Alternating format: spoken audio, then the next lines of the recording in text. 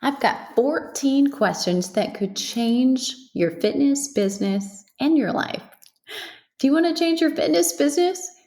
Would that also change your life? Those 14 questions I've got for you, you're going to want to answer. And as much as you'll hear them and think this is silly, maybe even this is something I've heard before, if you haven't got the answers to them that are clear for you, or it's been a while since you've revisited these questions, you need to answer them. We've all gone through some major changes in the last 4 months. And, that's going to be true of you if you're listening to this in December of 2022. So as I record this in July of 2020, it's really been just 4 months since the start of the COVID lockdown. And yet we're going to have repercussions for a very long time. So going through your answers now may be worthwhile because they're very different, potentially, or some of them, from what they used to be. So buckle your seatbelt. We're going to get started right now. I want you to write these answers down. So rather than, just listening, and if you're out walking, great, do some brainstorming, but I'm going to fly through these questions. I'll give you some examples of why it's important and some potential answers that you might have. But it will serve you best if you write these down. So, number one, what do you want? This is a really loaded question. It seems so obvious, it seems so simple, but this is one of the hardest questions for my coaching clients, whom I've been working with now since 1995. Actually, 25 years. I've been literally calling my coaching a coaching profession. And it's been a part of what I do, not the sole piece. So there was overlap. I was teaching at a university while I was doing that, working in the private sector, running my own business, and juggling a lot of different hats, but all within the fitness industry. So for 25 years, this is still the number one question that is the very hardest. A lot of people will know what they don't want. They know they're not there yet, but it's hard to literally put your finger on exactly what you do want. Or it's easy, said another way, to look at somebody else and say, I want that. I'll have what she's having, right? But there's just so many examples of a great life, and you can't have them all. You have to go for one. So you really want to sit with this one a little bit. But the questions I'm going to ask next, the other 13, will help you come back and loop back to what you do want. So here we go. Question number 2 is, what kind of lifestyle do you want? That'll help you. What's really important to you in, say, a day? So by lifestyle, you may have gone to what kind of a house, what size of a house, what kind of a car, what size of a car. But what I want you to really do instead is say, what do you want a typical day to be like? What do you want a typical weekday to be like? And what do you want a typical weekend to be like? What do you want your typical annual memories to look like? That'll be a good start for having you write down some things. Here's the best practice when you go through these answers. Just sit down and dump. Don't filter. Just write. Don't let anybody else read this. Imagine that's true when you sit down to write. So don't write it thinking somebody else is looking over your shoulder or judging you for that answer. Just write down what you want from the heart. What sounds good to you? Okay. Number 3, what are you willing to do to have that life? And you might also have to include there, what do you need to do? What will you have to do in order to have that life? So if you've written down an answer that includes, having family, maybe it's a large family, and you also want a career, what are you willing to do to have it? Does that mean that you'll be working harder so that you can have a nanny, so that everybody's cared for, so that you're not working 24/7? What are you willing to do to have that life? And what are your values? So at some point in these last couple of questions, if you've answered them, that will spill out. But what are your values? So, and what I don't want you to write is something like integrity, right? Because really that should be like, yeah, like that should be, yep, mine, yours, and everybody's, right? So it should be an answer that isn't obvious necessarily. So by values, you may have one that is family. Like, in deeper into that, it may be, I value raising my own children. So I don't want a nanny. I want to be there. So whatever I'm going to do in my business, I'm going to figure it out so that I can be the at-home parent. I want to be there. Maybe that's a value. So dig deep into that one. It also might be, for me, I need a lot of outdoors time, or I feel caged up. Actually, I feel sleepy and groggy and not alive if I don't get enough sunshine. So that's a value, lots of fresh air and sunshine and being outdoors a lot, having the flexibility and freedom and living somewhere where that's possible. That's a value. So dig into, you know, as you've answered what kind of lifestyle you want, your typical day, typical week, like what time are you getting up? Do you go to an office or do you work at home? Are you taking care of the kids? What's happening? And you write down what you're willing to do to it. Your values have spilled out a little bit. So it will be easier than just answering that question cold. Okay, next question is, what are your unique skills? So you specifically, and I don't mean like, what did you go to school for? Because that's just more or less a guilt trip, isn't it? I know so many people who said to me, I'm not even doing what I went to school for. And I'm like, does it really matter? Right? So, if you went to a 4-year college, you got a well rounded education. Isn't that how they sold that to our parents or to us? That was so much better than just going to a 2-year tech school where you're focused on this one thing, this one skill you were going to get. You got a well rounded education. And can you tell I taught at a university too? So I know how to sell that one. But your unique skills have nothing to do with that. They might be the classes that you chose as electives, though. That might have something to do with your skills. But do you draw? Are you a great photographer? Like, so good that somebody might say, if they were on a budget, could you take pictures of my wedding? Or could you take pictures of our newborn? Because you're that good. And it's really a skill and they know it about you. What about design? Maybe are you the one that people go to if they just moved into a new house and they want somebody to help with the color scheme and picking out, the couches and going furniture shopping, and maybe it's clothes shopping, style and fashion. Put together any of those things. And the things that people come to you for, or the things that people will always tell you, like maybe you're so funny, like you're a great entertainer, you tell a great story. Write down all your unique skills. Even if you think, well, how would I ever put that together with what I do for a living? Don't think through it. Don't filter it while you write it down. Just write it down. So, I mean, how great would it be if you love photography in your spare time? That could be a part of what you do or how you do what you do, and something that makes you distinct and unique. So that's what we're getting at. Some of these answers will be things you'll come back to play with later. What are your boundaries? This one's good. So this one again comes back to, what are you willing to do to have that? You may be willing to do only so much and not go further. So what are your boundaries? Like, you want to be done by 5 and you don't want to be thinking about your business the rest of the night. You're not willing. Maybe you don't want to be the owner. You don't want to have anybody but you to worry about. And you want your clients to know that when you're not in session, don't bother you at night. You're not available by text and by email and by phone. And, so think about that. You don't want to work nights and weekends. That's okay, right?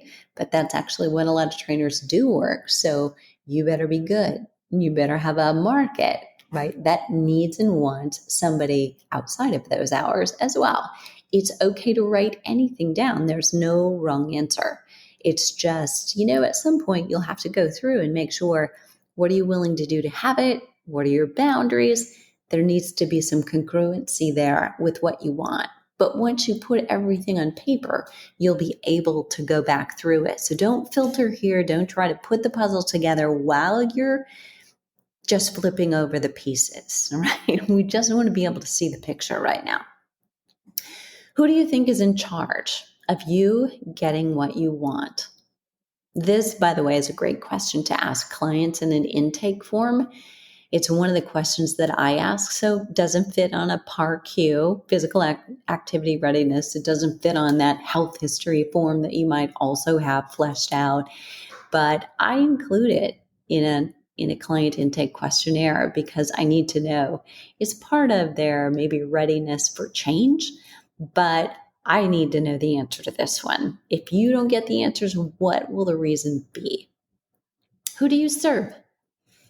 So you should be able to answer this question very specifically so that if you were staring at the person that you know is an ideal client for you in an elevator and they asked you, you could tell them in such a way that they would say, that's me, so that they would ask you more, right?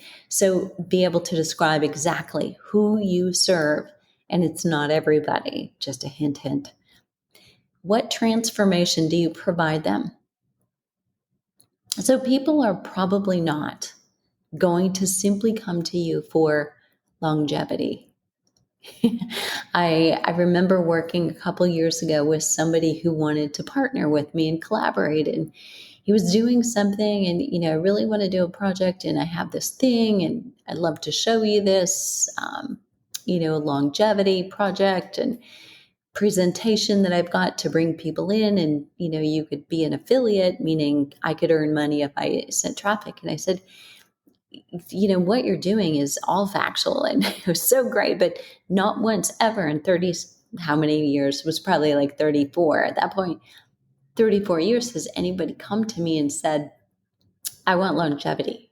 It was like, they want to tone their abs, they want to tone their arms, they want to lose weight, they want more energy, they want a better libido, they want to get skinny by their class reunion or their daughter's wedding, but never once did somebody say, I want longevity. Now, in the conversation might have spilled out, but it is not what got them off the couch. So with you too, what kind of transformation do you provide? What's your thing? Is it preventing osteoporosis and building up strength and stamina and balance so that somebody is not at risk and they're confident? Is that the transformation you provide? Or is it something else? Is there some other condition that you help improve or prevent the progression of, slow the progression of, or what is it? But you need to be able to describe that in such a way that, again, we talk about these elevator speeches so often. I think that's why I say that. But if you're on an elevator with somebody and they ask you what you do, that's what you answer. You don't say, I'm a personal trainer. You describe the transformation that you get for people in such a way it makes somebody say, I want that. How do you do that? Right? Which is my next question for you. How do you do that? You need to be able to describe that. And this is where you potentially have more homework to do. And potentially this will be one of the podcasts in the upcoming days, because you really need to work on what is your unique system? What is your unique method? You need to have some kind of a step-by-step process that you go through, and you want to name it. You want to have it something that you could trademark, that is just yours, uniquely yours. So think about that. How do you do that? And why you? If I ask you the question, why you? So if you are, depending on the title you call yourself, if you are a personal trainer, if you are a medical fitness specialist, medical exercise specialist, well, been a long time, you're a health coach. There are hundreds and thousands of health coaches, hundreds of thousands of personal trainers, hundreds, maybe thousands of medical exercise specialists. Why you? That's the question. Can you answer that? Why specifically you? And the next question is why your business? So you may work for yourself. You may currently work for another fitness business, but whichever the situation is, you need to answer on a personal level why you specifically and why your business. And you may be one and the same, and so this doesn't have to be quite so distinct. But even if you work for somebody else, you need to be able to answer this with confidence. Like you stand behind that business and you believe in it, and there is a definitive reason why you're working there, and therefore why you would want to promote this business to the person you're talking to. And then the last question is the one that really you need to get a handle on better than anything else. But it needs to be the last question because you probably had to go through everything else first to get here. What would make someone say, I don't want anyone but you? Not just be able to say why you and why your business and repeat back to you what you told them, but what would make somebody say, I don't want to work with anybody but you? How can we make that happen? How can we make it so I can afford you? That's what you want them thinking, no matter what, or they can hopefully in their own mind be saying, I can't afford not to work with you because now that I know what you know and I know other trainers don't know that, I need you. Otherwise, I'm wasting my time and my money. Okay, so I'm going to recap those questions really quickly. Number one is, what do you want? Come back to that one. Number two is, what kind of lifestyle do you want? Then what are you willing to do to have it? What are your values? What are your unique skills that no one has but you? What are your boundaries? Who do you think is in charge of you getting what you want? If you don't get what you want, what will be the reason? Who do you serve? What transformation do you provide? How do you do that? Why you? And why your business? And what would make someone say, I don't want anyone but you?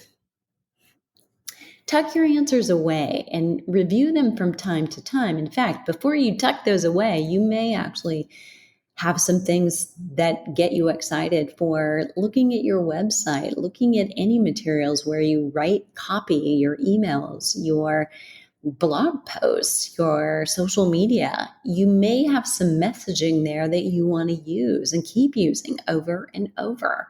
So look at them for that and then tuck them away and review them from time to time. Most importantly, though, be sure that you've answered them all, especially those last 6 questions, starting with who do you serve? It's those last 6 that will give you the clarity that you need to start having a message that your customer understands. Asking you right now if you want to change your fitness business is a little like asking you if you want hot water for your shower. Of course you do. Everyone's business has changed. We didn't necessarily ask for it. You may be thriving, and yet you would be an anomaly if that were true. Everyone is having to pivot, figuring it out week by week and month by month right now. But suggesting that you and I look closer at the part that we play in the success of our businesses is a must. If you're used to doing an annual plan, right? You come up with what are you going to launch? What are your themes this month for social media or promotions? You probably need to change that right now to a monthly plan. We can see that far ahead right now. Even that may be tricky given, in the middle of July, toward the end now, universities don't yet know for sure if there will be football season or who will attend live and how they're going to handle that. Schools don't know for sure if they'll be in session or virtual. Once fall activities are set, school is on, school is off, football, kids' activities, It will give us a little projection for a few months, though, and then we'll be able to plan somewhat better. We're in a unique moment in time, no doubt about that. One thing that does happen is that it's different and it's hard for everyone. It levels the playing field. The skilled, talented, and consistent will survive. So if you've been that, but maybe felt like you were the underdog, you were the small business, because you are small business, you may be able to pivot faster than large businesses can. You may be at an advantage. So don't waste it. Take advantage. What are you waiting for? The world needs you now more than ever.